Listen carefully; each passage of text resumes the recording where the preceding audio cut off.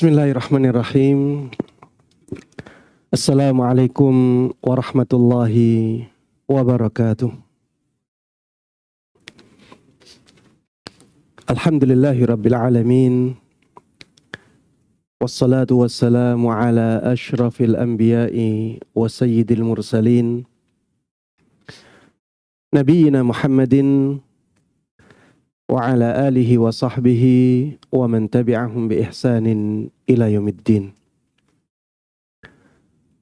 Allahumma inna nas'aluka bi asma'ikal husna wa sifatikal ula an tu'allimana ma yanfa'una wa an tanfa'ana bima 'allamtana wa an tazidana ilman wa 'amala wa an taj'ala hadzal 'amal khalisan liwajhikal karim wa an tusahhila lana umurana wa talabana fil ilmi wa an tusliha lana qulubana wa syu'unana kullaha wa alla takilana ila anfusina tarfata ain. Amin amin ya rabbal alamin.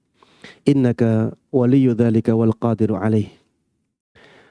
Para jemaah sekalian, hadirin dan hadirat, Bapak Ibu yang kami hormati, kami muliakan dan kami cintai karena Allah Subhanahu wa taala. Alhamdulillah, kita panjatkan puja dan puji syukur kita kepada Allah Subhanahu wa taala atas nikmat-nikmatnya, sehingga pada pagi hari yang cerah ini, yang berbahagia, kita bisa berkumpul, kita bisa bermajelis di tempat yang mulia ini.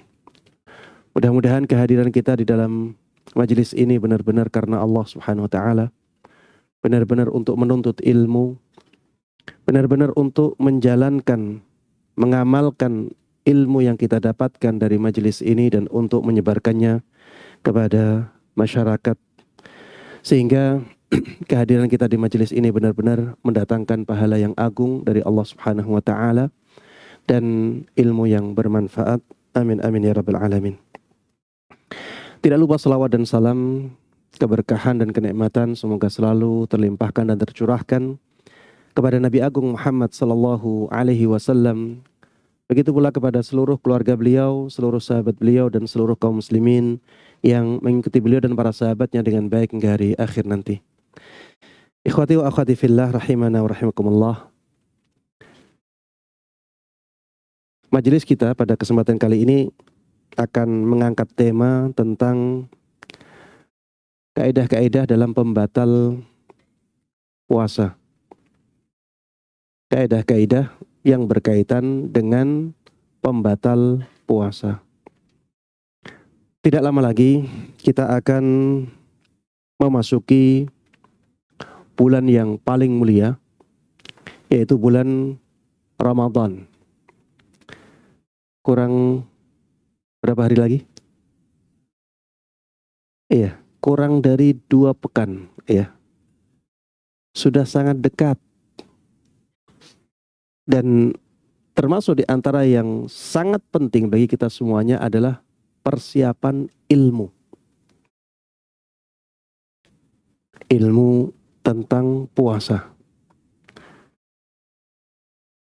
Dan termasuk di antara yang sangat penting yang berkaitan dengan puasa adalah ilmu tentang pembatal puasa. Karena dengan mengetahui pembatal-pembatal puasa, akhirnya kita bisa menjaga puasa kita dari hal-hal yang merusaknya. Makanya menjadi penting bagi kita semuanya untuk mengetahui apa saja yang bisa membatalkan ibadah puasa. Dan untuk mempelajari pembatal-pembatal puasa ini, di antara cara yang paling praktis adalah mempelajari kaidah-kaidahnya. Karena dengan mengetahui kaidah-kaidah ini, kita bisa menjawab banyak sekali permasalahan-permasalahan yang berkaitan dengan pembatal puasa. Di sini kita hanya akan membahas 11 kaidah saja. Tapi dengan 11 kaidah ini, kita bisa menjawab ratusan bahkan ribuan masalah yang berkaitan dengan pembatal puasa. Ini enaknya kita belajar kaidah fikih. Karena kaidah-kaidah fikih itu punya turunan masalah yang sangat banyak. Hakikat kaidah fikih sebagaimana disebutkan oleh Syekh Sulaiman ibn Salimullah Ar-Ruhaili, kalimatun mujazah tatadammanu ahkaman fiqhiyah tantabiqu ala ahkamin katsirah, ala masaila katsirah. Kaidah fikih itu kalimat-kalimat yang ringkas yang mengandung hukum-hukum fikih yang bisa diterapkan dalam banyak masalah. Ya, dia kalimatnya ringkas tapi memberikan kita pengetahuan fikih pada banyak masalah yang dicakupnya. Tapi para jemaah sekalian rahimani wa rahimakumullah, kita akan langsung masuk saja ke kaidah-kaidah tersebut ya, dan kita berpikir bersama ya. Kita nanti akan sebutkan kaidah, kemudian kita akan sebutkan contoh penerapannya. Baik, kaidah yang pertama. Ini kaidahnya langsung pakai bahasa Indonesia ya, biar lebih cepat. Yang pertama, terjadinya pembatal puasa secara tidak sengaja tidak membatalkan puasa. Terjadinya pembatal puasa secara tidak disengaja tidak membatalkan puasa. Dalil dari kaidah ini adalah firman Allah Subhanahu wa taala, "Wa laisa 'alaikum junahun fima akhta'tum bih, walakin ma ta'ammadat qulubukum, wa kana Allahu ghafurar rahima." Ini di surat Al-Ahzab ayat 5. Allah Subhanahu wa taala berfirman, tidak ada dosa bagi kalian pada sesuatu yang kalian tidak sengaja melakukannya. Tidak ada dosa bagi kalian pada sesuatu yang kalian tidak sengaja melakukannya. Walakin ma ta'ammadat qulubukum. Berbeda ketika hati kalian sengaja melakukannya. Wa kana Allahu ghafurar rahima.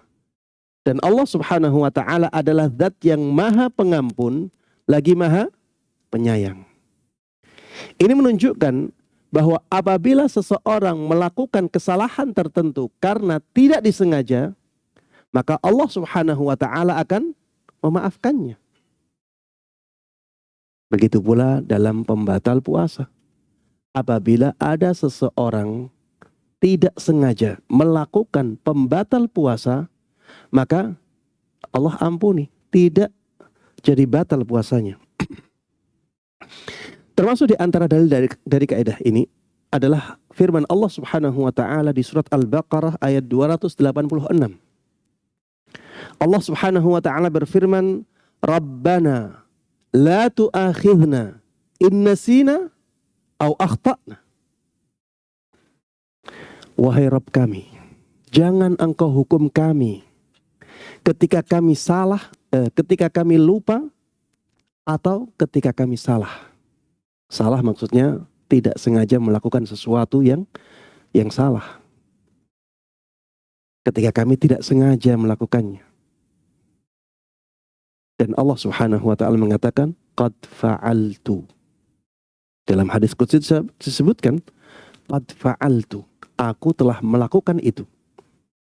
Sehingga seorang hamba apabila dia melakukan kesalahan karena dia lupa atau karena dia tidak sengaja, maka telah dimaafkan oleh Allah Subhanahu wa taala. Dalil yang ketiga untuk kaidah ini dari sabda Nabi kita Muhammad sallallahu alaihi wasallam, "Man nasya wa huwa sha'im fa'akala aw syarib falyutimma shaumah fa innama at'amahu Allahu wa saqah." Barang siapa lupa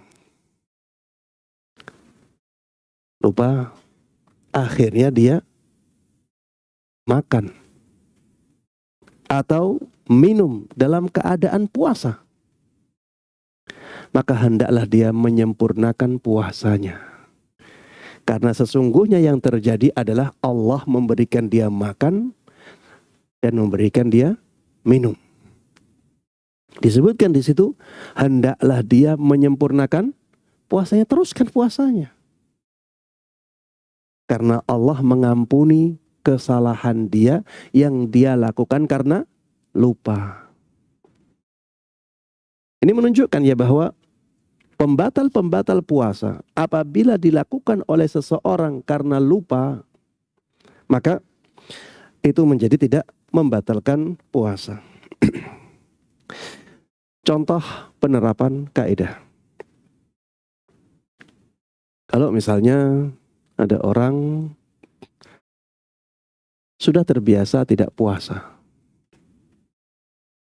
kemudian datang bulan Sya'ban, dia mendengar hadis Nabi Shallallahu Alaihi Wasallam, Rasulullah paling banyak puasa itu di bulan Sya'bannya.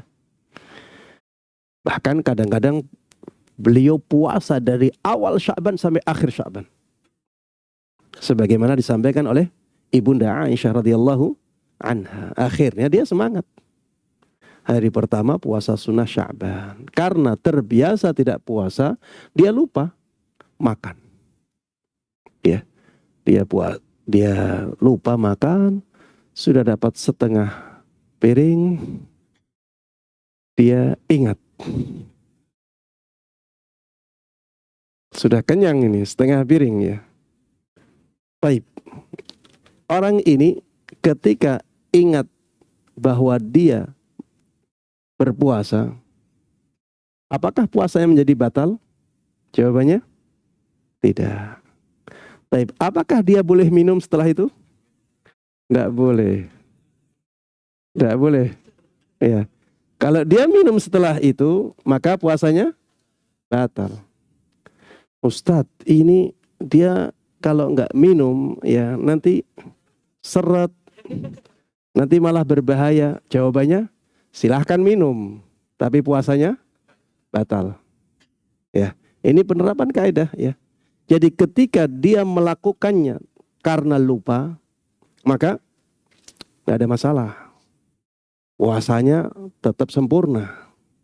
Tapi kalau dia melakukannya dengan sadar, maka dia menjadi batal. Contoh lain, ya, untuk kaidah ini. Ada orang wudu, dan wudu disunahkan untuk berkumur. Ada yang mewajibkannya. Tapi jumhur ulama mengatakan itu sunnah. Ketika seseorang berkumur, pasti ada sisa air yang digunakan untuk berkumur. Apakah ketika sisa air ini itu tertelan, apakah puasanya menjadi batal? Jawabannya tidak. Kenapa? Karena dia tidak sengaja untuk menelan air itu. Apakah dia sengaja menelan air itu? Jawabannya tidak ya. Kalau dia bisa memisahkan antara air dengan air liurnya, dia akan lakukan itu. Tapi kan tidak bisa. Benar dia sengaja menelan air liurnya, tapi menelan air sisa dari air wudunya, maka ini tidak dia sengaja. Dia tidak bermaksud menelan air wudunya. Tapi karena dia tidak mampu memisahkan antara air liurnya dengan air wudu, maka itu yang terjadi. Sehingga ketika kita berkumur, ya, yang penting kita sudah berusaha untuk mengeluarkan air kumurnya. Jadi tidak harus kita keringkan mulut kita dari air sisa berkumur itu. Tidak perlu kita keringkan. Misalnya sampai kita ludahkan beberapa kali sampai kering, baru kita berani untuk menelan air liur kita. Tidak usah seperti itu. Ya, itu termasuk tanattu' ya dalam Islam. Itu termasuk berlebih-lebihan dalam menerapkan syariat. Contoh lagi, kalau misalnya ada orang berkumur, dia sengaja berkumur. Qadarullah wa masya fa'al, ada air yang masuk. Ada air yang tertelan. Maka dia tidak batal puasanya. Kenapa? Karena maksud dia adalah berkumur. Tidak ada maksud dari dia untuk menelan air hasil kumuran itu. Sehingga kalau tertelan tanpa disengaja, maka dia tidak batal puasanya. Orang istinsyak, ya, membersihkan hidung ketika berwudu, ini namanya istinsyak, ya. Jadi kita hirup air dengan hidung kita, kemudian kita keluarkan untuk membersihkan hidung. Ini sunnah dalam wudu. Kalau misalnya pas kita hirup air tersebut untuk membersihkan hidung, qadarullah masya fa'al, ada yang masuk ke dalam, maka apakah puasanya batal? Jawabannya tidak, karena tidak ada kesengajaan. Contoh lagi, orang ketika ngerokok. Ini kita nggak membahas masalah hukum rokok, ya. Kalau misalnya ada orang ngerokok, puasanya batal tidak? Batal. Karena dia menghirup asap. Ustadz, asap kok bisa membatalkan puasa? Jawabannya iya. Karena ternyata asap itu membawa apa? Membawa zat-zat. Makanya orang yang merokok itu ada bekas-bekas di hidungnya, ya. Bahkan kalau kita kalau dibersihkan hidungnya tersebut, memang ada zat-zat yang dibawa oleh asap itu.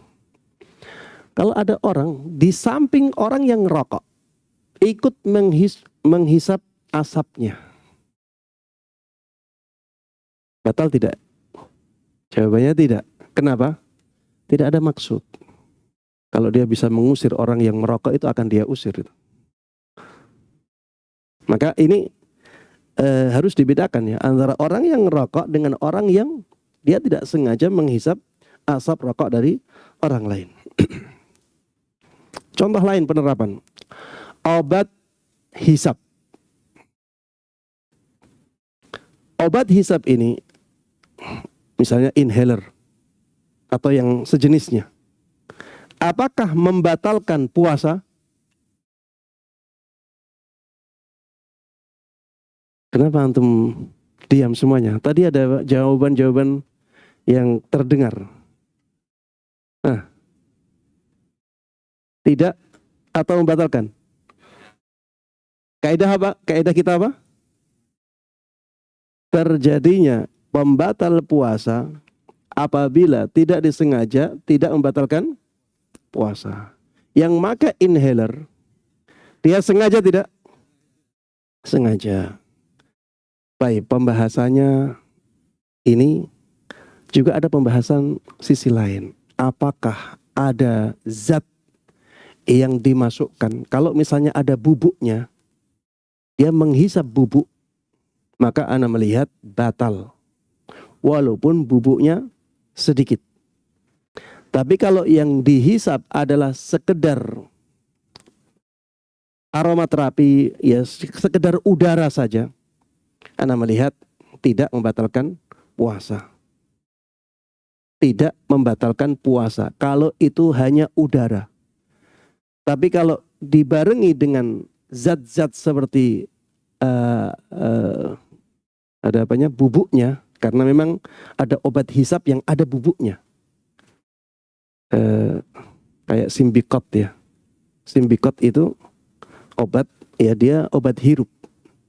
Tapi kalau kita taruh, ya, ternyata ada bubuknya, walaupun bubuknya sedikit, ini membatalkan puasa. Tapi kalau misalnya seperti obat hirup hidung, apa namanya? Fiksi, ya. Ini ini ada kayak fresker, ya ini hanya udara saja. Anda melihat yang seperti itu tidak membatalkan puasa.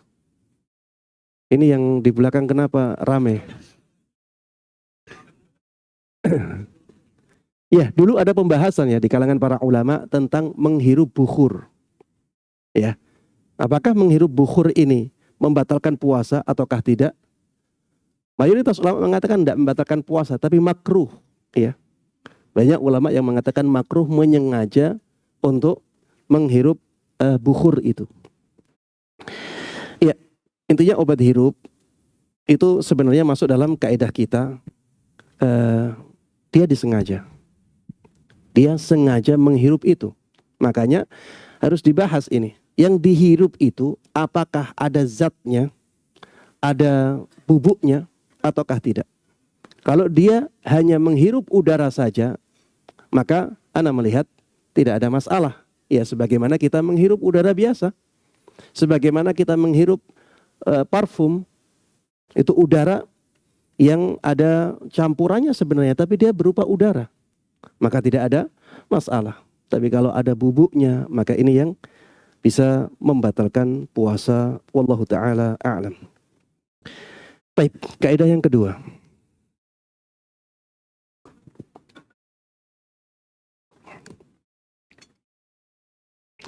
Makan dan minum membatalkan puasa. Makan dan minum membatalkan puasa. Ini kaidahnya ya. Kaidah ini berdasarkan firman Allah Subhanahu wa taala di surat Al-Baqarah ayat 187. Allah Subhanahu wa taala berfirman, "Wa kulu washrabu hatta yatabayyana lakumul khaytul abyadu minal khaytil aswadi minal fajr. Thumma atimmus siyama ilal lail." Makanlah dan minumlah kalian sampai menjadi jelas bagi kalian benang putih dari benang hitam dari waktu fajar. Maksudnya sampai benang fajar shadiq itu kelihatan.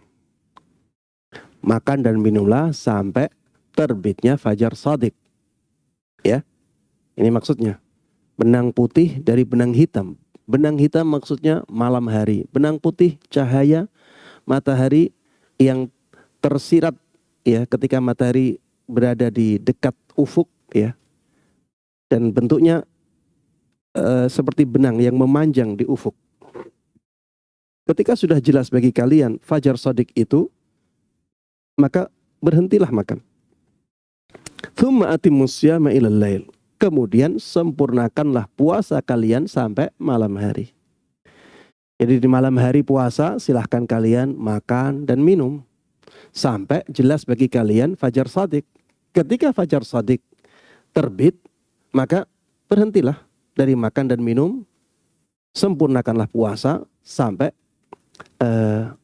matahari terbenam, sampai malam, yaitu ketika matahari terbenam. Ini menunjukkan ya bahwa makan dan minum itu membatalkan puasa. Apa definisi makan dan minum? Makan dan minum adalah memasukkan benda melalui mulut ke dalam perut.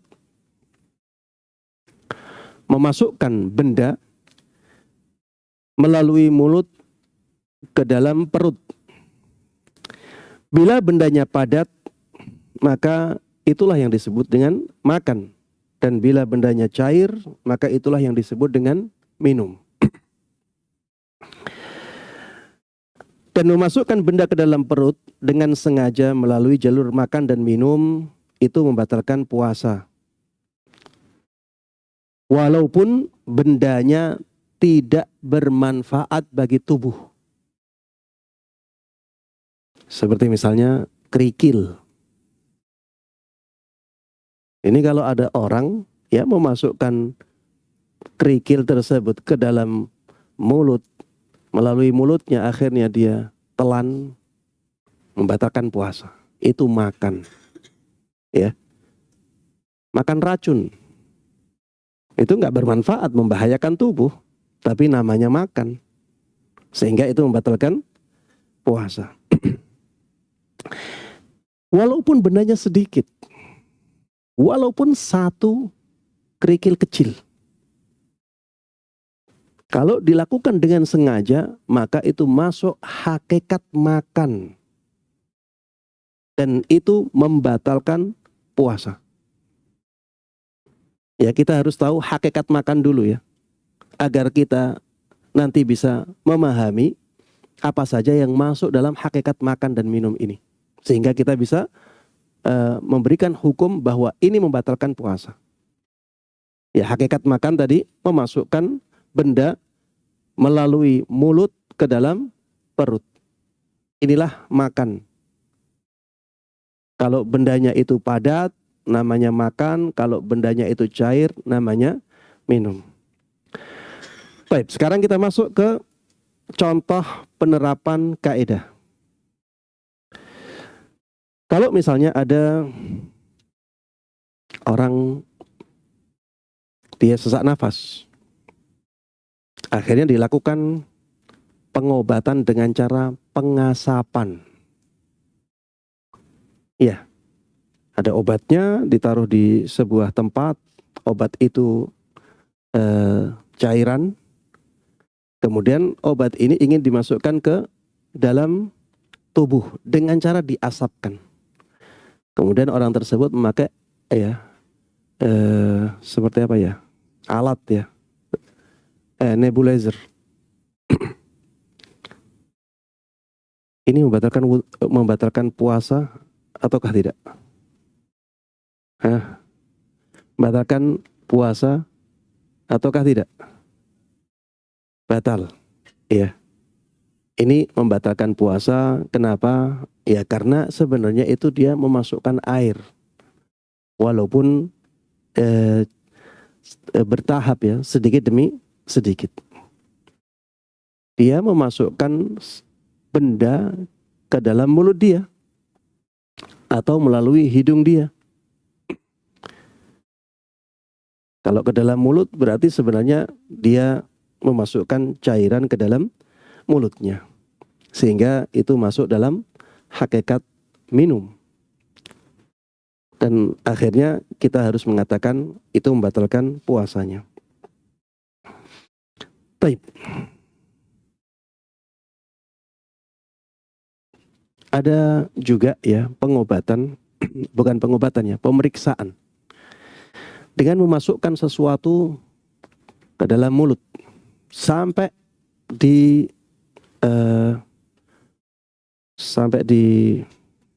dadanya, apa ya? Sampai ke paru-parunya. Dia ingin melihat paru-parunya. Alat itu ada kameranya. Dimasukkan. Kemudian setelah selesai maka diangkat kembali. Apakah ini membatalkan puasa ataukah tidak? Masuk ke kaidah kita tidak?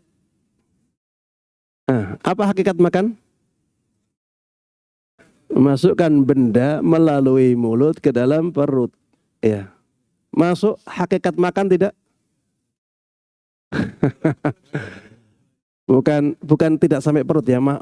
Mohon maaf, kata-katanya perut ini maksudnya dalam tubuh ya. Iya, nggak harus ke lambung, nggak harus. Iya. Apakah ini masuk dalam hakikat makan? Jawabannya masuk dalam hakikat makan. Walaupun akhirnya diambil lagi. Maka ini membatalkan puasa. Iya. Ini membatalkan puasa. Ini seperti orang ya, misalnya dia ambil permen ya, kemudian ditali. Kemudian dia masukkan permen itu ke dalam mulut dia, masuk ke kerongkongan ya, kemudian ditarik lagi. Ya ini membatalkan puasa. Walaupun akhirnya diambil lagi makanan itu.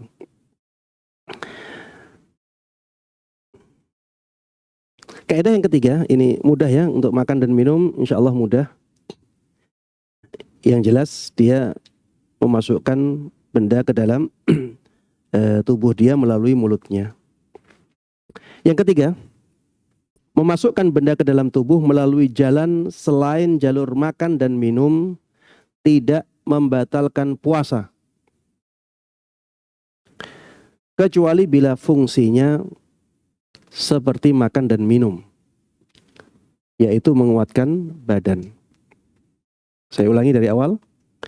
Memasukkan benda ke dalam tubuh melalui jalur selain jalur makan dan minum tidak membatalkan puasa, kecuali bila fungsinya seperti makan dan minum, yaitu menguatkan badan. Kenapa tidak membatalkan puasa? Karena tidak bisa disebut makan dan minum.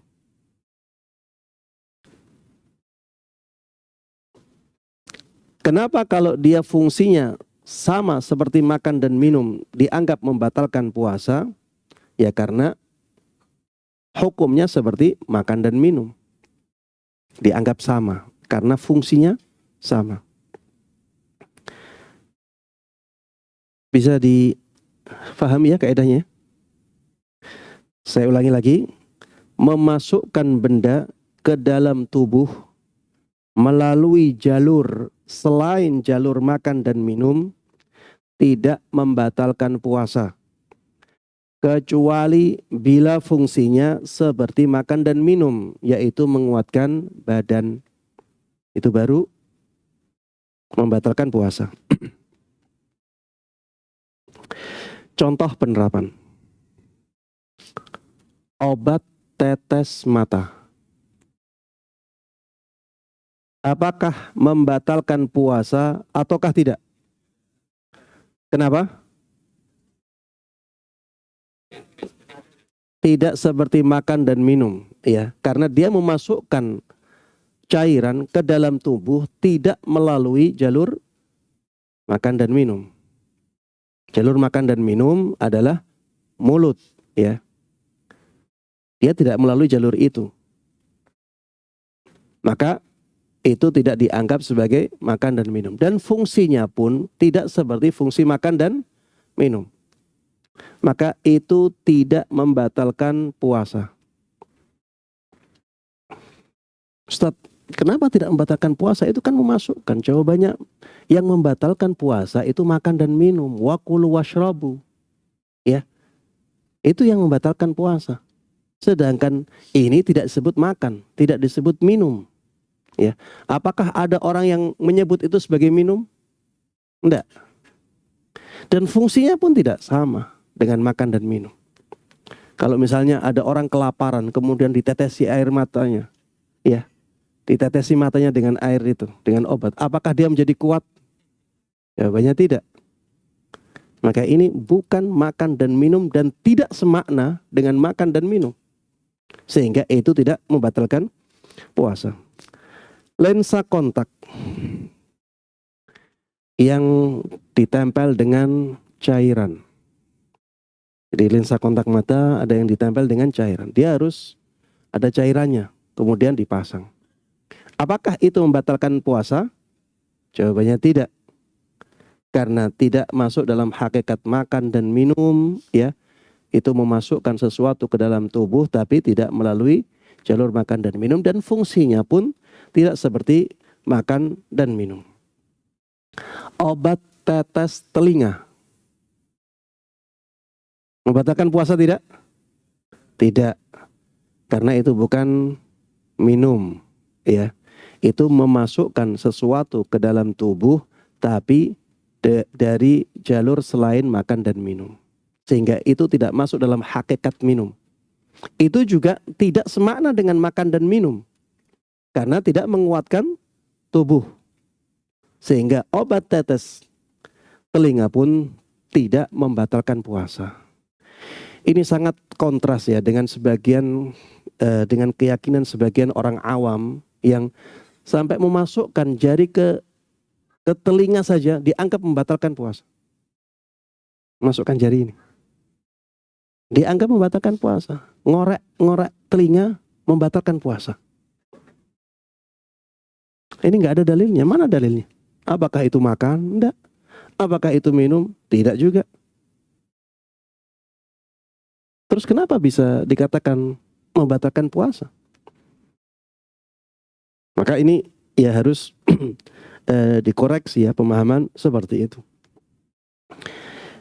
Suntik obat.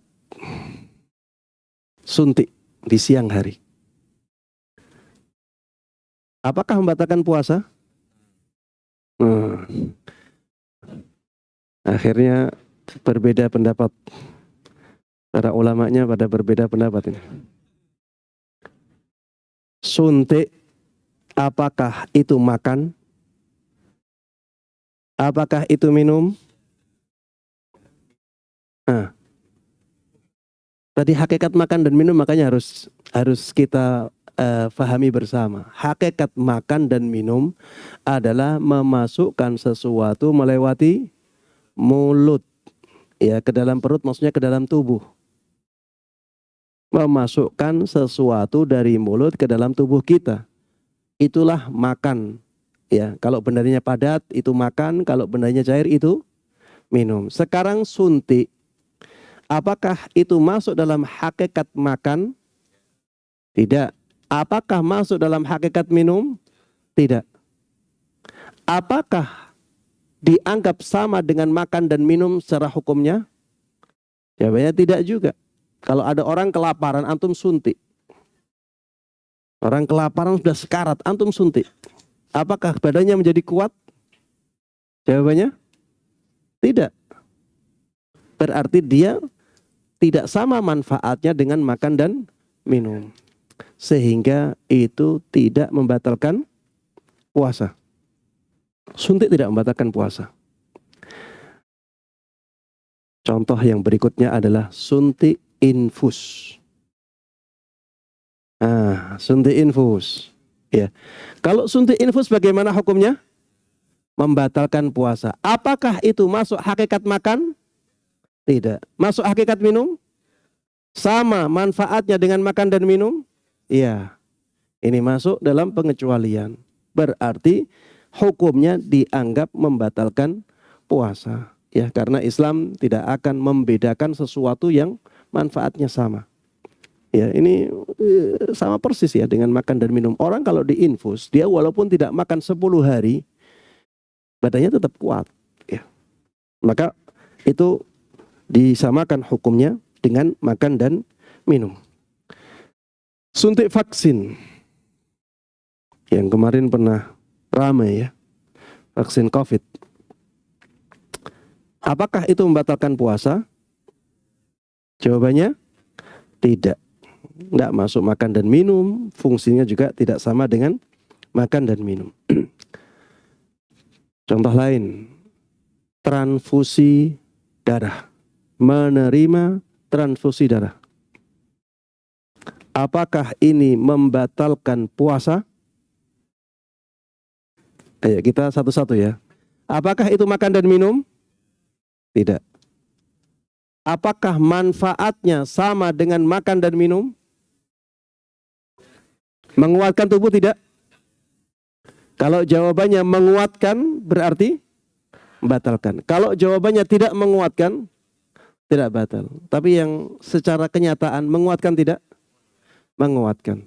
Berarti membatalkan puasa. Karena dianggap sama manfaatnya dengan makan dan minum. Yang berikutnya, cuci darah. Cuci darah. Ini membatalkan puasa ataukah tidak? Ayo satu-satu. Apakah dia makan dan minum? Fungsinya seperti makan dan minum?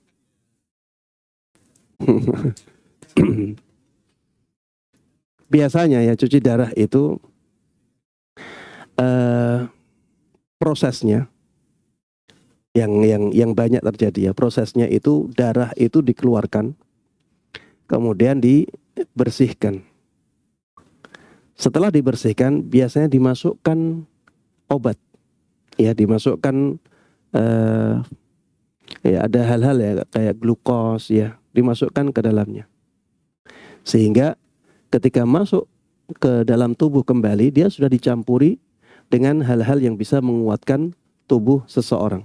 Ya, kalau prakteknya benar-benar seperti ini, maka ini membatalkan puasa. Karena darah tersebut langsung diserap oleh tubuh dan menjadikan tubuh kuat kembali. Makanya orang yang transfusi darah itu setelah dia menjalankan transfusi darah setelah dia menjalankan cuci darah, dia terasa seger, ya wajahnya pun berbeda. Maka ini ya bisa disamakan fungsinya dengan makan dan minum. Baik. Penggunaan salep atau krim yang bisa diserap oleh tubuh membatalkan atau tidak? Jelas ya. Karena apa? Tidak masuk dalam hakikat makan dan minum, tidak sama manfaatnya dengan makan dan minum. Kalau misalnya ada orang terluka dengan luka yang besar, kemudian sebelum luka tersebut ditutup, dimasukkan obat-obatan ke dalam luka itu. Kemudian ditutup, diperban. Apakah memasukkan benda seperti ini membatalkan puasa? Jawabannya tidak. Karena itu bukan makan dan minum, itu juga tidak bisa disamakan manfaatnya dengan makan dan minum.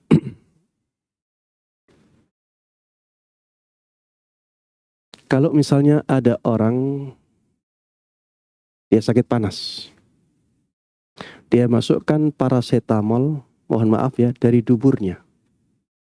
Ya, ada paracetamol yang bentuknya seperti kapsul, ya. Ini dimasukkan ke dalam dubur. Apakah itu membatalkan puasa? Nah, jawabannya tidak ya. Kenapa? Itu bukan makan, itu bukan minum, manfaatnya pun tidak sama dengan makan dan minum. Sehingga ini tidak membatalkan puasa. Contoh lagi ya, mohon maaf, kalau misalnya ada pengobatan melewati jalan depan. Ya. Lewat jalan depan, dimasukkan lewat jalan depan sesuatu ya ke dalam tubuh. Apakah ini membatalkan puasa? Jawabannya seperti ya yang sebelumnya, yaitu memasukkan sesuatu dari jalan belakang. Sudah bisa difahami ya kaidah yang ketiga ya. Kaidah yang keempat, memasukkan benda ke dalam perut melalui hidung, ke dalam perut ini maksudnya ke dalam tubuh ya. Memasukkan benda ke dalam tubuh melalui hidung membatalkan puasa. Memasukkan benda ke dalam tubuh melalui hidung ini membatalkan puasa. Dalil dari kaidah ini adalah sabda Nabi kita Muhammad sallallahu alaihi wasallam, "Wa baligh fil istinsyaq illa an takuna sha'imah." Hendaklah engkau ketika melakukan istinsyak, engkau melakukannya dengan kuat. Kuatkanlah istinsyakmu, kecuali ketika engkau dalam keadaan berpuasa. Kuatkanlah istinsyakmu, kecuali ketika engkau dalam keadaan berpuasa. Kenapa Rasulullah Sallallahu Alaihi Wasallam mengecualikan keadaan berpuasa? Karena kalau istinsyaknya kita kuatkan, ada kemungkinan besar air tersebut akan masuk ke dalam tubuh. Dan itu akan membatalkan puasa seseorang. Ya, sehingga dari hadis ini kita bisa memahami memasukkan sesuatu dari jalan hidung ke dalam tubuh kita itu bisa membatalkan puasa kita. Makanya kita terapkan ke dalam misalnya obat tetes hidung. Apakah obat tetes hidung itu membatalkan puasa? Jawabannya batal, membatalkan puasa. Karena itu memasukkan sesuatu ke dalam tubuh dari jalan hidung. Ya, dan akhirnya jalan hidung dan jalan mulut ini kan memang menjadi satu. Ya.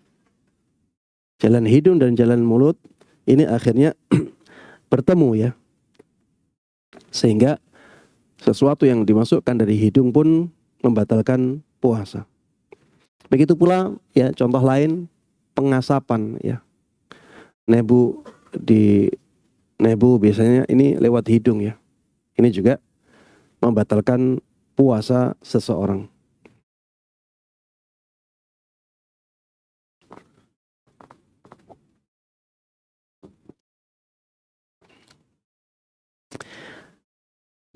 Baik, kaidah yang kelima.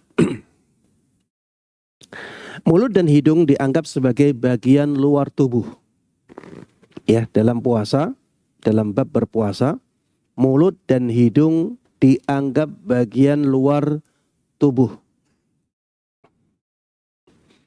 Sehingga sesuatu yang dimasukkan ke mulut saja atau ke hidung saja tidak sampai dimasukkan ke dalam tubuhnya, maka tidak membatalkan puasa. Ya, kaidahnya mulut dan hidung dianggap bagian luar tubuh. Ini dalam bab puasa ya. Dalam bab puasa, mulut dan hidung dianggap bagian luar tubuh. Apa dalilnya Ustadz? Dalilnya adalah dibolehkannya kita berkumur-kumur. Itu untuk mulutnya. Memasukkan sesuatu ke dalam mulut ternyata boleh. Maka ini menunjukkan bahwa mulut itu dianggap bagian luar tubuh kita. Begitu pula memasukkan air ke dalam hidung ternyata dibolehkan. Rasulullah mengatakan wabaligh fil istinsyaq illa an takuna sha'imah. Beristinsyaklah dengan kuat kecuali ketika engkau dalam keadaan berpuasa. Maksudnya tetap boleh istinsyak tapi jangan kuat-kuat ya. Istinsyaknya sedikit saja. Jangan terlalu dihirup ke dalam. Ya, ini menunjukkan ya bahwa bagian mulut dan hidung itu dianggap sebagai bagian luar badan kita. Baik, di sini ada contoh penerapan kaidah. Yang pertama, apakah menggunakan pasta gigi saat menggosok gigi membatalkan puasa? Jawabannya tidak ya. Karena mulut itu dianggap bagian luar tubuh, bagian luar badan. Sehingga menggunakan pasta gigi di gigi itu sama dengan menggunakan pasta gigi di tangan kita. Tidak ada bedanya.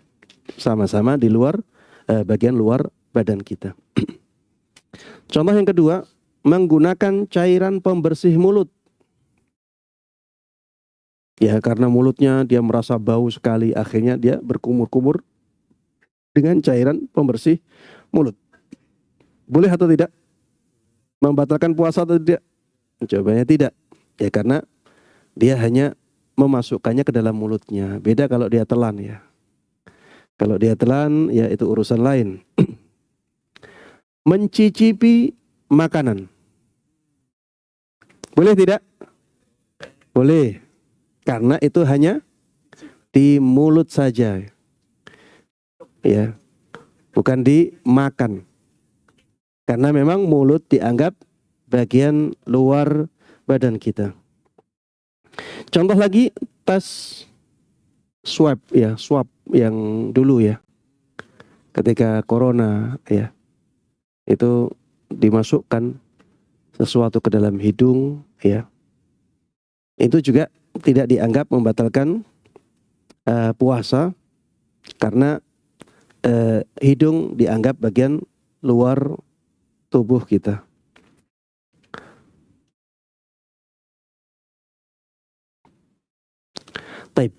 Ada tablet yang penggunaannya caranya itu dengan dimasukkan ke bawah lidah. Dan obat tersebut atau pil ya. Apa namanya, tablet memang ya? Tablet. Iya, tablet dimasukkan ditaruh di bawah lidah. Kemudian diserap oleh saraf-saraf yang ada di bawah lidah itu. Dia tidak melalui kerongkongan. Hanya di situ saja, tapi lama-lama habis. Iya, lama-lama habis. Diserap oleh saraf yang ada di bawah lidah itu. Apakah ini membatalkan puasa? Ataukah tidak?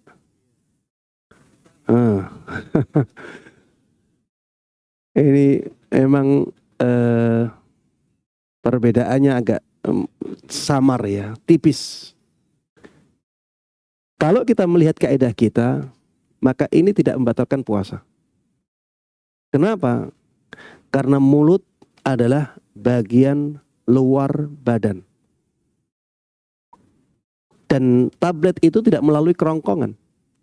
Tablet itu diserap oleh saraf yang ada di bawah mulut. Beda kalau misalnya tabletnya itu mencair, kemudian cairannya ditelan oleh dia. Maka jelas ya, itu membatalkan puasa, masuk dalam hakikat minum. Ya. Kalau ini tidak ya. Yang kita bahas adalah tablet tersebut diserap oleh saraf di bawah lidah kita. Jadi situ masuk ke dalam tubuh.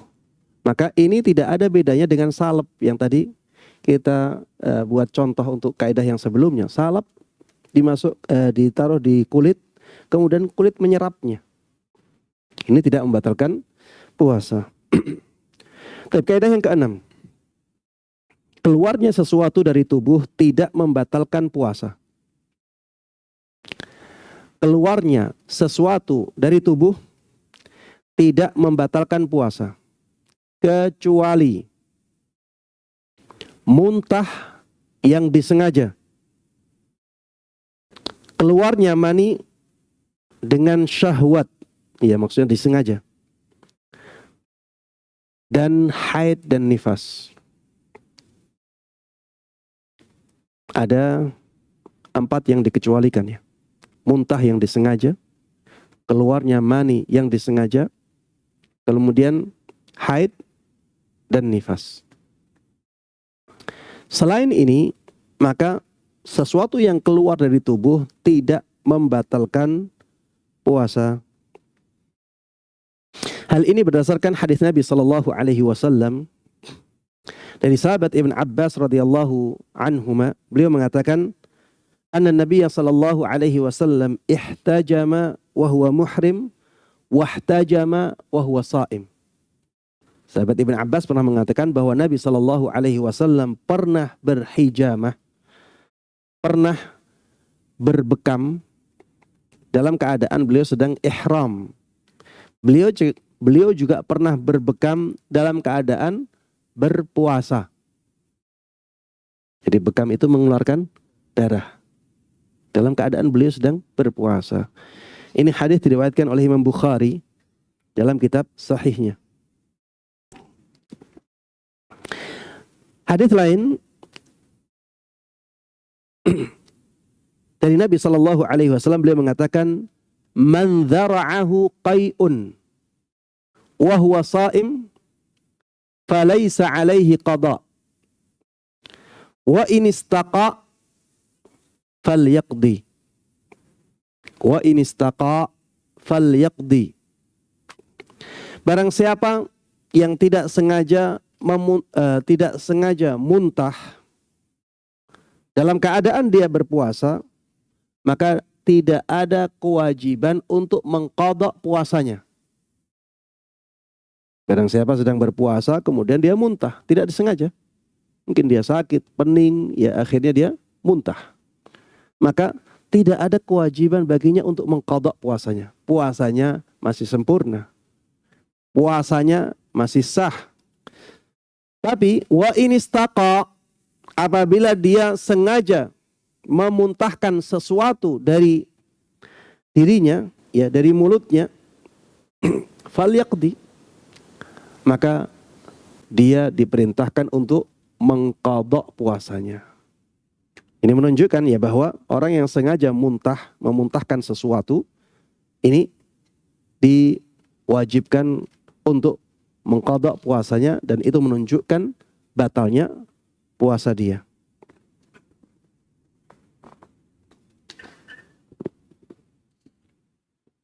Baik, contoh penerapan kaidah ini.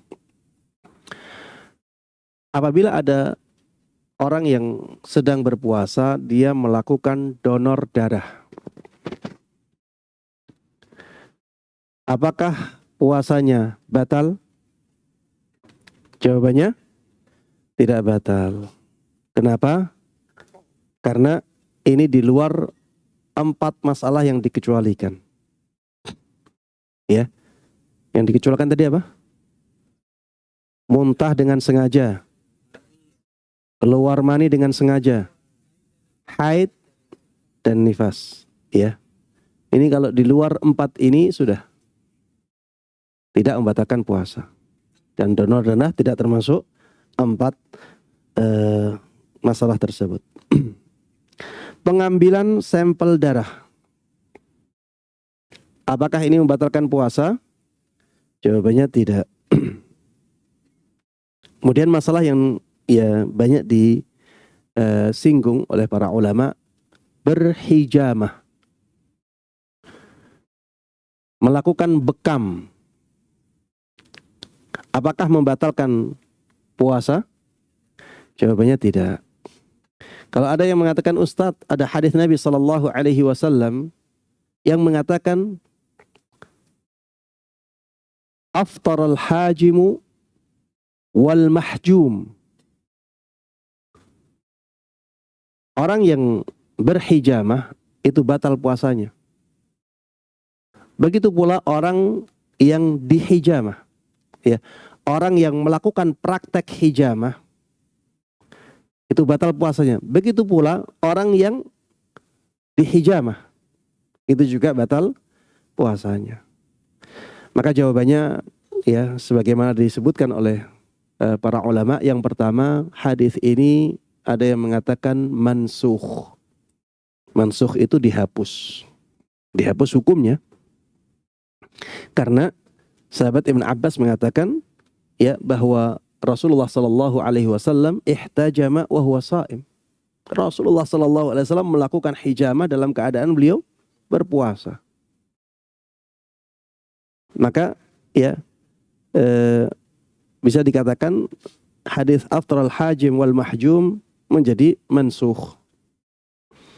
Jawaban yang kedua, ya, yang dimaksud dengan aftaral hajim wal mahjum maksudnya orang yang melakukan praktek hijamah dan yang dihijamah itu sangat dekat dengan batalnya puasa. Dan orang Arab itu biasa ya menyebut sesuatu dengan sesuatu yang dekat dengannya. Ya seperti laqinu mautakum la ilaha illallah. Talqinlah mayat-mayat kalian dengan ucapan la ilaha illallah. Ustaz, mayat ditalkin dengan la ilaha illallah.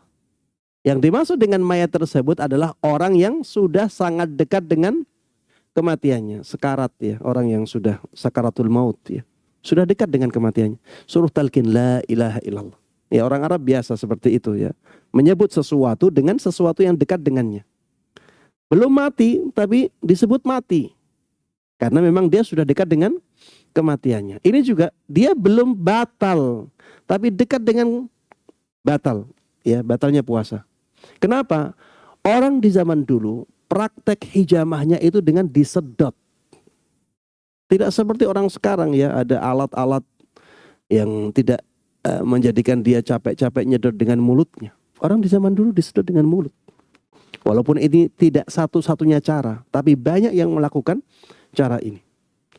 Sehingga ini sangat dekat dengan masuknya darah ke dalam kerongkongan dia. Bisa jadi itu malah membatalkan puasanya. Dan ini Banyak kejadian-kejadian seperti itu. Begitu pula orang yang dihijamah, banyak dari mereka yang akhirnya lemas dan bisa membahayakan jiwanya ketika dia tidak makan, tidak minum. Maka akhirnya ada hadis aftaral hajimu wal mahjum.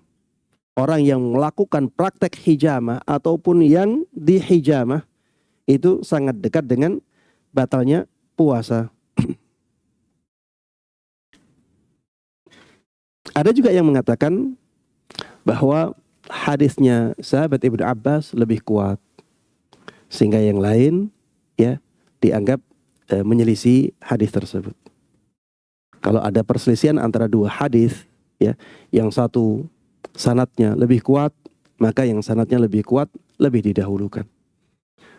Hadis bahwa Nabi Shallallahu Alaihi Wasallam melakukan hijamah ketika sedang berpuasa ini di Sahih Bukhari. Sedangkan hadis lain ya tidak demikian. Taib. Sedot lemak. Kita tidak membahas hukumnya ya. Tapi yang kita lihat apakah itu membatalkan puasa. Hukum sedot lemak kita tidak bahas di sini. Tapi apakah orang yang melakukan sedot lemak puasanya menjadi batal? Jawabannya tidak. Karena sesuatu yang keluar dari tubuh itu tidak membatalkan puasa, atau keluarnya sesuatu dari tubuh seseorang tidak membatalkan puasa kecuali 4 saja. Ini yang ada dalilnya. Muntah dengan sengaja, keluar mani dengan sengaja, kemudian haid dan nifas. Hanya 4 ini. Yang lainnya tidak ada lagi.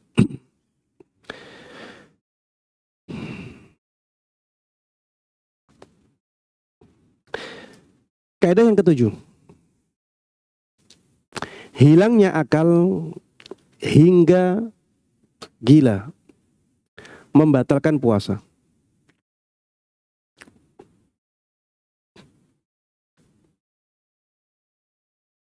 Apabila karena pingsan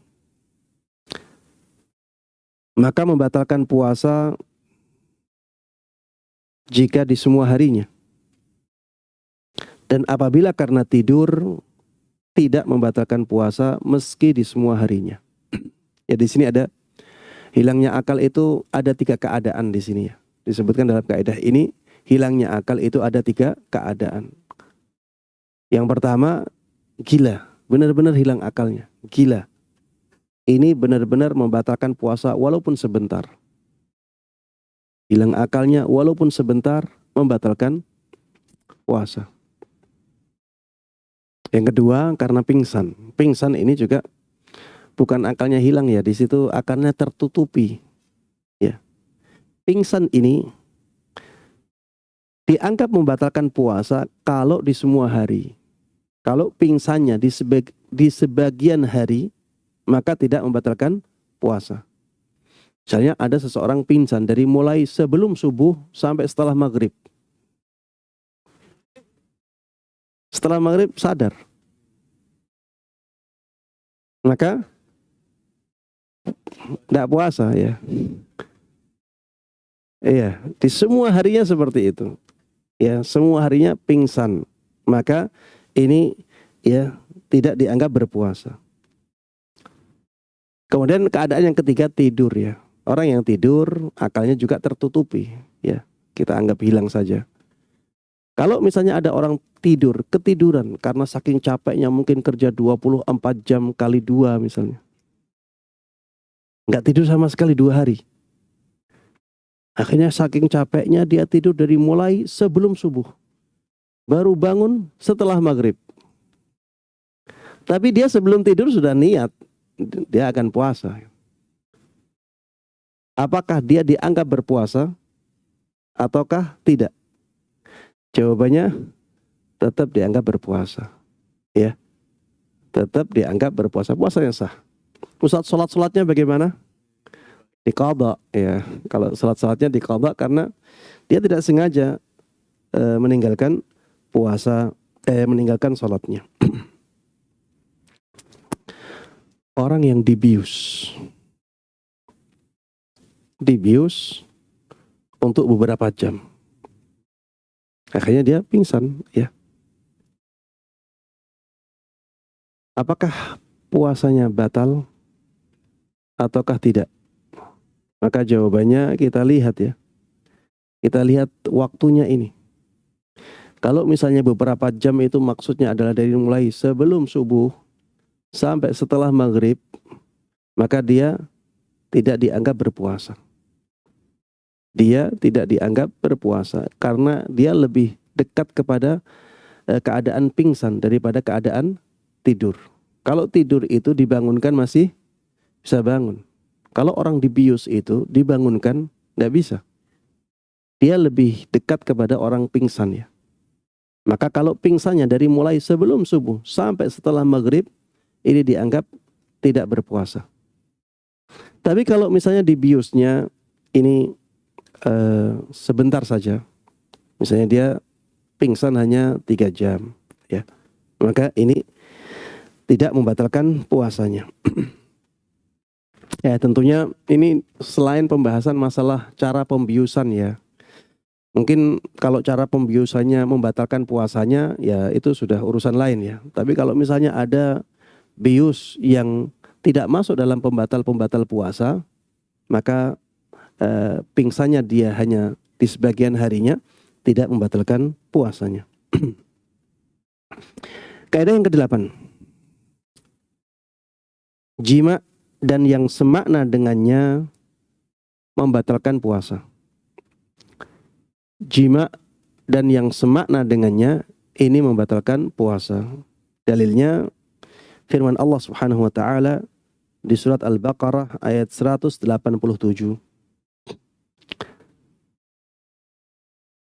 Fal'ana bashiruhunna wabtaghu ma kataballahu lakum. Sekarang gaulilah istri-istri kalian dan harapkanlah anak yang Allah tetapkan untuk kalian. Hatta yatabayyana lakumul khaytul abyadu minal khaytil aswadi minal fajr. Ya, ini setelah itu ada kata-kata lagi, tapi ditutup dengan hatta yatabayyana lakumul khaytul abyadu minal khaytil aswadi minal fajr thumma atimmus siyama ilal lail.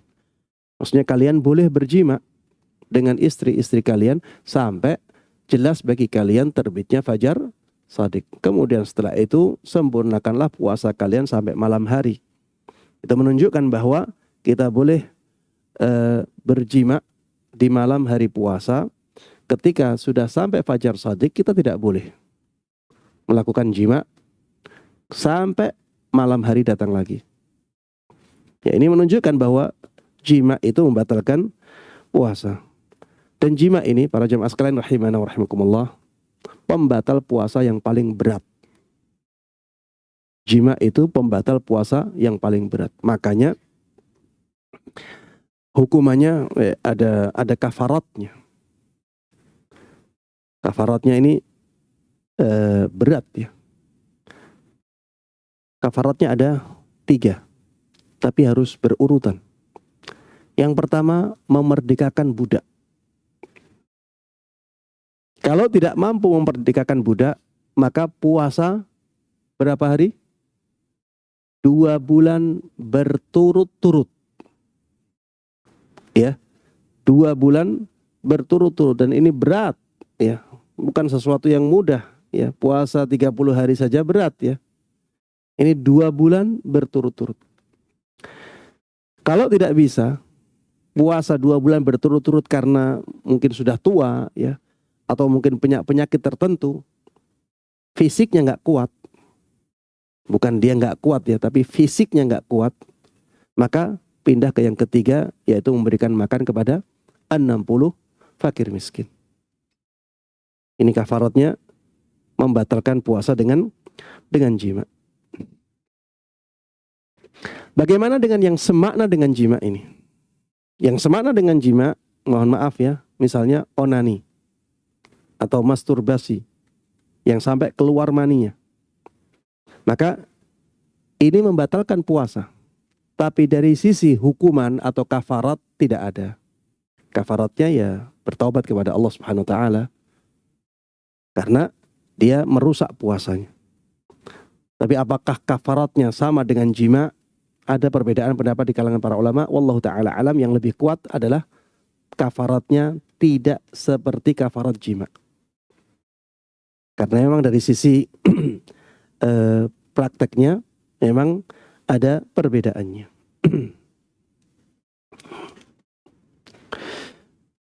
Seperti kaidahnya, jima dan yang semakna dengannya membatalkan puasa. Baik. Kalau ada orang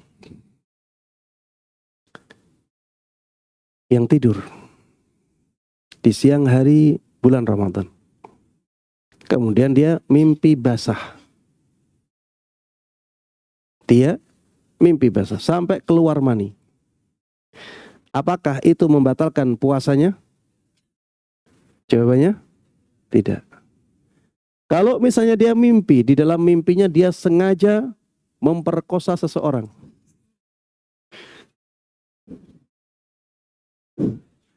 atau sengaja berhubungan intim dengan istrinya di dalam mimpinya, akhirnya keluar maninya, apakah puasanya batal? Jawabannya tidak ya. Karena itu tidak dia sengaja. Iya, di dalam mimpinya dia sengaja, tapi dia mimpi itu nggak sengaja. Apa antum bisa menyengaja untuk bermimpi? Tidak bisa. Jadi mimpi seseorang itu tidak disengaja oleh dia. Adapun di dalam mimpinya dia sengaja melakukan A, B, C, maka itu semuanya dianggap tidak dia sengaja, karena memang mimpi itu tidak bisa disengaja oleh seseorang. Kalau misalnya ada orang sakit ya, sakitnya itu sering keluar mani. Ya mungkin ada sesuatu yang sakit di salurannya, akhirnya keluar mani. Keluar mani. Kadang setiap jam keluar mani sedikit. Setiap 2 jam keluar mani sedikit. Ada penyakit yang seperti ini. Apakah ini membatalkan puasa? Jawabannya tidak ya. Karena dia tidak masuk dalam jima ya. Dia juga tidak masuk dalam sesuatu yang semakna dengan jima. Yang semakna dengan jima itu maksudnya mengeluarkan mani dengan sengaja. Kaidah yang ke-9, murtad membatalkan puasa.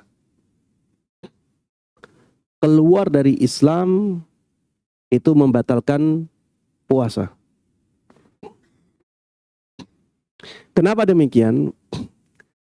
Karena ibadah puasa harus didasari dengan keimanan, ya sebagaimana ibadah-ibadah yang lainnya.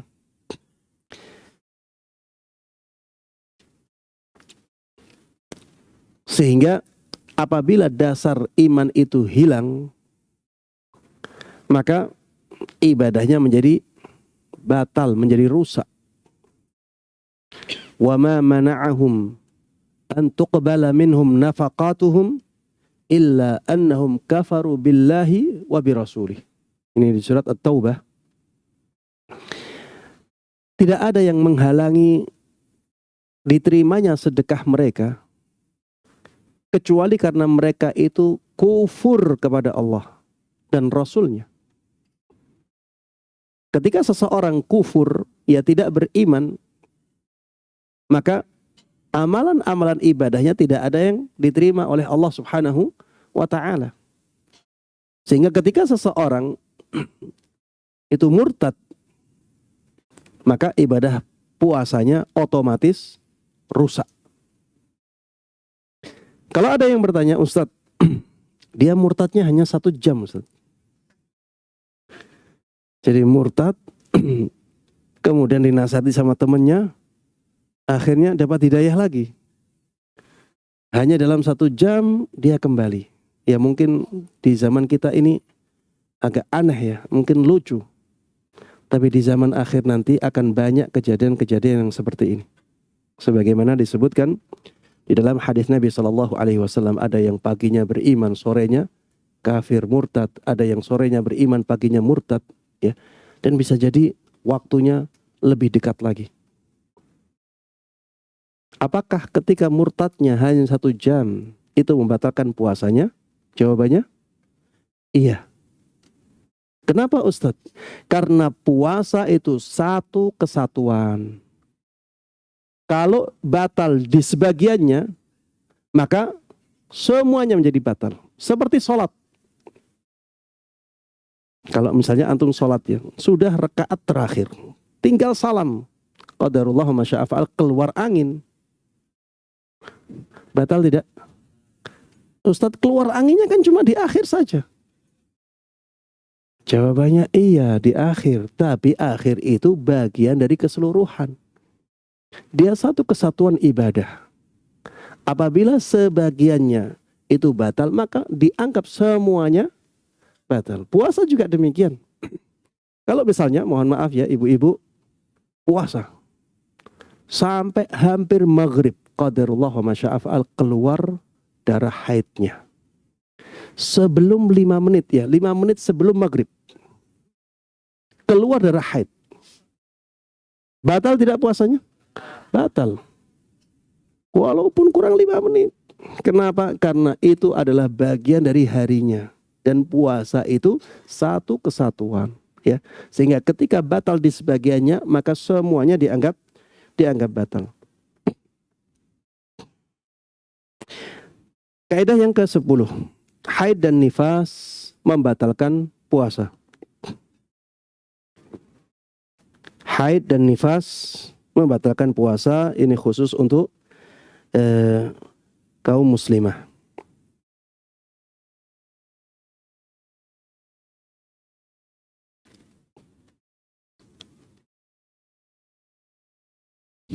Ini insya Allah jelas ya. Walaupun misalnya ya nifasnya itu datang sebelum waktunya. Kadang-kadang ya ada operasi sesar ya. Dokter misalnya memutuskan untuk dioperasi sesar ya karena keadaan tertentu pada ibunya atau pada anaknya, ini harus dioperasi. Kalau nggak dioperasi nanti akan membahayakan anaknya atau akan membahayakan ibunya. Baru 6 bulan setengah operasi sesar. Kemudian setelah itu keluar darah nifas. Ya walaupun keadaannya seperti ini, darah nifas itu tetap membatalkan puasa. Sebaliknya juga demikian ya. Kalau misalnya ada orang dia minum obat ya, sehingga akhirnya haidnya tidak keluar. Dia ingin puasa sebulan penuh tanpa ada yang mengganggu. Dia konsumsi obat. Ini kita tidak membahas masalah konsumsi obatnya ya. Dia melakukan seperti itu. Akhirnya nggak keluar haidnya di bulan Ramadan. Apakah puasanya sah? Jawabannya sah karena tidak ada pembatal puasa. Yang terakhir, kaidah yang ke-11. Berniat melakukan pembatal puasa tidak membatalkan puasa sampai melakukannya. Berbeda dengan berniat membatalkan puasa. Ada 2 masalah di sini. Bedakan antara berniat melakukan pembatal puasa. Tidak membatalkan puasa sampai melakukan pembatalnya. Tapi kalau berniat membatalkan puasa, maka saat itu puasanya batal. Ustaz, bedanya apa? Yang satu berniat melakukan pembatal puasa. Yang satu berniat membatalkan puasa. Contohnya misalnya, dia berniat makan, tapi belum makan. Puasanya batal tidak? Tidak batal selama belum makan. Dia ingin minum, tapi belum minum. Puasanya tidak batal. Tapi kalau dia dalam hatinya membatalkan puasanya, maka ini batal saat dia niat. ya. Saat dia niat, dia puasanya batal, ya. Jadi hati-hati dalam masalah ini. Karena apa? Karena niat itu harus tidak ada perusaknya. Jadi kita niat di awal, ya. Niat itu harus terjaga, tidak ada perusaknya. Kalau ada perusaknya, maka otomatis niat itu berhenti dan ibadahnya rusak. Jadi selama kita berpuasa, dari mulai terbitnya fajar shadiq sampai malam hari, sampai masuknya waktu maghrib, niat kita harus terjaga. Tidak ada pembatalnya. Ya, kita tidak harus niat terus ya, enggak harus. Tapi yang diharuskan adalah tidak ada pemutusnya. Tidak ada pengganggunya, tidak ada perusak niat itu. Kalau ada perusak niat itu, seperti misalnya saya sekarang tidak berpuasa. Itu sudah rusak itu niat. Maka saat itu juga dia batal puasanya. Beda kalau misalnya dia, anak nanti kalau ada makan, anak mau makan. Nanti kalau ada makan, dia mau makan. Dia belum membatalkan puasanya. Batalnya puasanya adalah ketika dia melakukan makan itu. Karena dia belum ada keinginan untuk membatalkan puasanya. Dia katakan, nanti kalau ada makan, ana mau makan. Nanti kalau ada minum, ana mau minum. Ternyata tidak ada makan. Ternyata tidak ada minum. Maka ini belum merusak niatnya. Ya, bedakan antara dua hal ini. Berniat melakukan pembatal puasa, tidak membatalkan puasa sampai dia melakukan pembatalnya. Beda dengan berniat membatalkan puasa. Ya, para jemaah sekalian rahimanallah, inilah 11 kaidah yang berkaitan dengan pembatal puasa. Mudah-mudahan Allah Subhanahu wa taala ya menjadikannya bermanfaat untuk kita semuanya dan Allah berkahi. Amin amin ya rabbal alamin. Wassallallahu wasallama wa baraka ala nabiyina Muhammadin wa ala alihi wa sahbihi wa man tabi'ahum bi ihsanin ila yaumiddin. Walhamdulillahi rabbil alamin. Alhamdulillah, jazakumullah khair Ustadz atas materi yang disampaikan. Ini sudah ada yang masuk beberapa pertanyaan Ustadz. Untuk pertanyaan yang pertama, Assalamualaikum, izin bertanya Ustadz, bagaimana dengan menghirup oksigen karena sesak nafas? Apakah termasuk membatalkan puasa? Baik. Oksigen, apakah itu ada serbuknya tidak? Jawabannya tidak ada ya. Dia udara hanya udara saja ya. Dia hanya udara saja. Kalau dia hanya udara saja, Anda melihat ini tidak membatalkan puasa ya. Sebagaimana ya kita menghirup udara biasa. Bahkan mungkin udara biasa itu lebih kotor daripada oksigen itu. Lebih kotor daripada oksigen itu. Campurannya lebih banyak kalau udara biasa. Maka ketika itu murni oksigen, Anda melihat tidak membatalkan puasa. Wallahu a'lam. Baik. Untuk pertanyaan berikutnya Ustadz, apakah boleh saya tidak berkumur atau dan istinsyak saat berwudu karena takut membatalkan puasa? Iya, ini tanattu ya dalam beribadah ya. Ini berlebih-lebihan ya.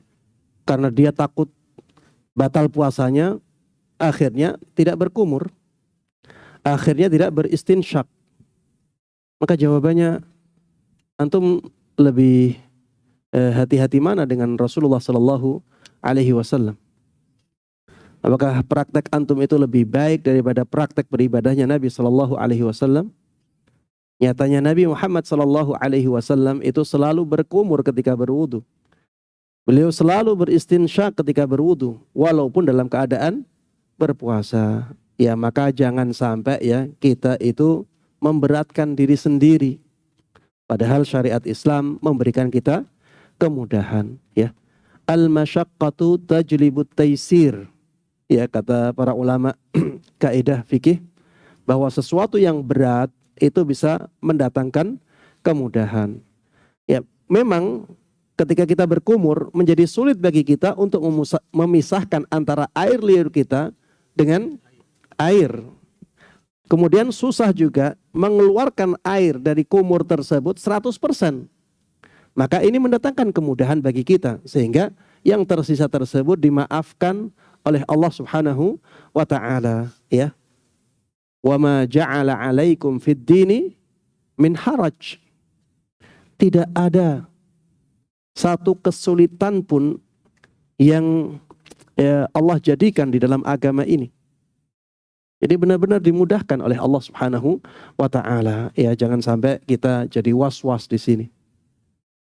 Jangan sampai kita menjadi berlebih-lebihan di sini. Setelah kumur sampai mengeluarkan air liur dari mulutnya berkali-kali sampai akhirnya mulutnya sakit ya. Ini tindakan berlebih-lebihan dalam beragama. Rasulullah Shallallahu Alaihi Wasallam tidak pernah mencontohkan yang seperti itu. Wajar saja kumur kemudian keluarkan. Wajar saja. Setelah itu selesai. Adapun sisanya dimaafkan oleh Allah Subhanahu wa taala karena memang sangat sulit ya mengeluarkan semua sisa air kumur dari mulut. Wal masyaqqatu tajlibut taisir. Sesuatu yang sulit itu mendatangkan kemudahan. Wallahu a'lam. Untuk yang terakhir Ustaz, bagaimana hukumnya obat asma Ustaz yang disemprotkan ke mulut? Ya tadi kita singgung ya masalah ini. Apakah obat ini hanya udara saja ataukah ada bubuknya? Kalau ternyata ada bubuknya, maka Anda melihat ini membatalkan puasa.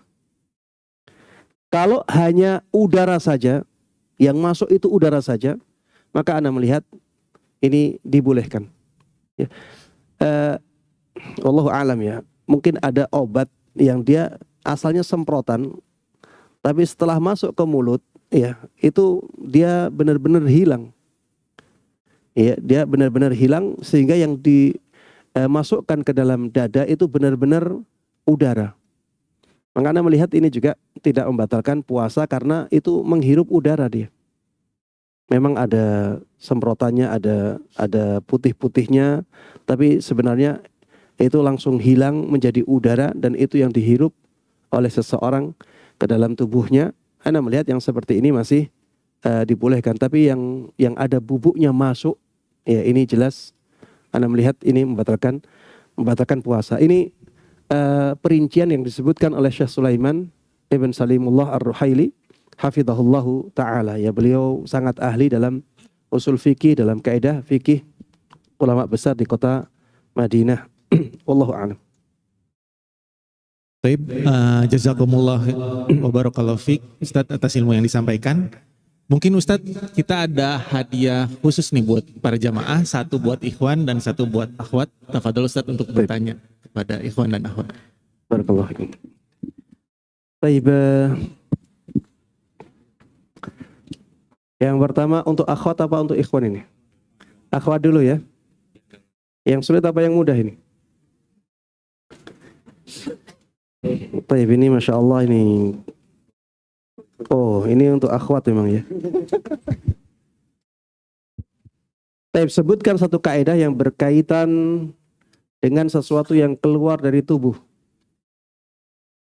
Kaidah tentang pembatal puasa yang berkaitan dengan sesuatu yang keluar dari tubuh. Tidak boleh baca ya. Ya, panitia mungkin bisa memperhatikan ya, jamaahnya nggak boleh baca untuk menjawab pertanyaannya.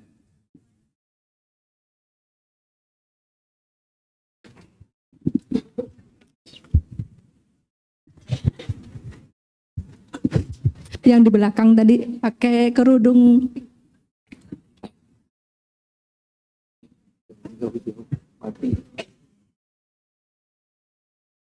Ustaz. Ya. Udah yang. Itu lagi di belakang.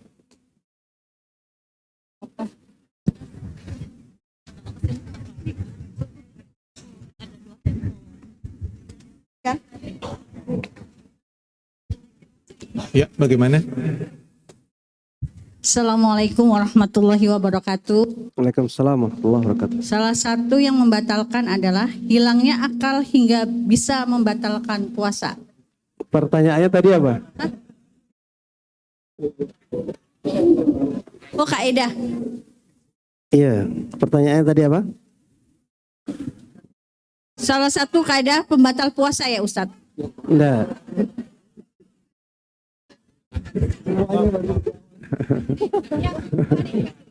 Iya. Fahmus soal nisful jawab katanya. Assalamualaikum Ustadz, izin menjawab. Ya, silakan. Kaidah yang keluar dari tubuh salah satunya adalah muntah, keluar air mani, haid dan nifas. Ya, sebutkan kaidahnya. Kaidahnya? Oh, Iya. kalau misalnya muntah, kalau muntah Kaidahnya apa kaidahnya?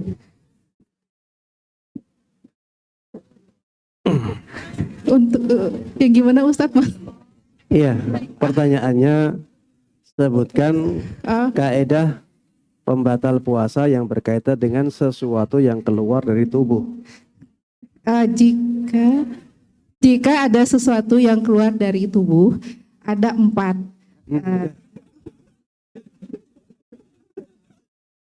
Susah ya?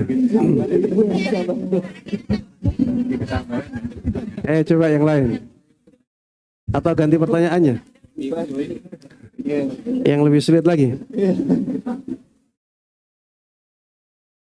Kaidahnya tadi ditulis ya.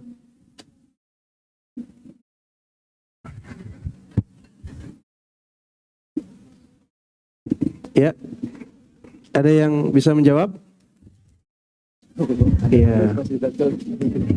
Ya, silakan dijawab.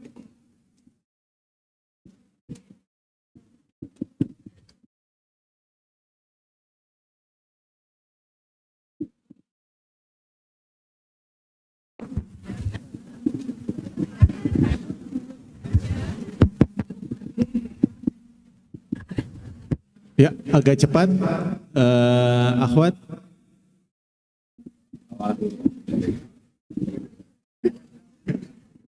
Gimana? Apa mau Ikhwan dulu, Ustaz? Ikhwan dulu. Ikhwan dulu, biar cepat, Ustaz. Nanti akhwat ganti pertanyaan lagi. Kan mic-nya bermasalah. Masih bingung, Ustaz. Ayo, silakan. Cepat ya. Ini mic-nya bermasalah udah. Mic-nya bermasalah.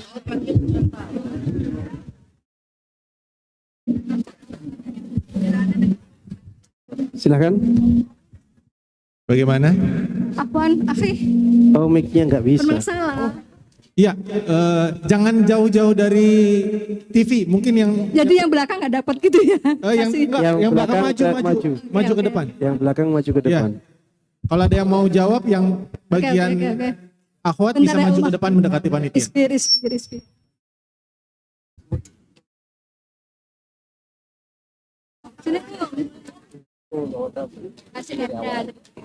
Sini Cek. Ya. Assalamualaikum Ustadz, Waalaikumsalam. izin menjawab. Ya.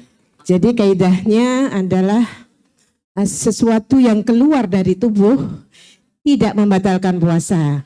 Kecuali ada beberapa hal, diantaranya adalah 1, muntah yang disengaja, kemudian keluar air mani, 3, keluar darah haid. Sedangkan misalnya bekam tidak membatalkan puasa. Demikian Ustadz. Keluarnya air mani. Iya, keluar air mani yang karena nafsu, Ya, yang disengaja ya. yang disengaja ya Ustadz. Masya Allah, barakallahu fiik. Masya Allah, barakallahu fiik. Baik, untuk yang laki-laki, ya cepat ya. Harus lebih cepat dari ibu-ibunya. Sebutkan 1 kaidah pembatal puasa yang berkaitan dengan hilangnya akal. Masya Allah, antum yang mana ini? Yang sebelah kanan, Ustaz. Tafadhol dipilih. Tadi yang pertama yang mana ini? Sekali lagi. Ya, sekali lagi. Oke.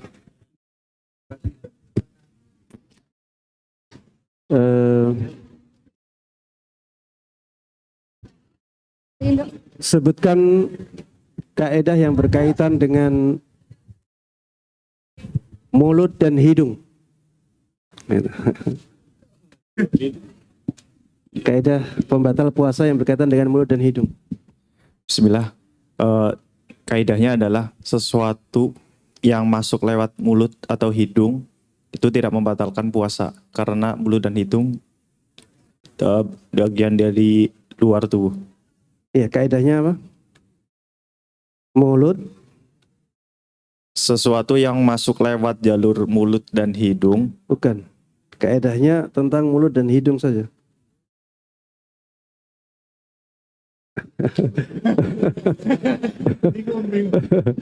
Oke. Gimana? Yang yang itu. Ulang lagi. Baik. Tangannya di bawah dulu ya. Dulu. Jangan curi start. Sebutkan kaidah pembatal puasa tentang mulut dan hidung. Yang mana? Fadal. Yang ini ya. Mas yang pakai jaket hijau. Iya.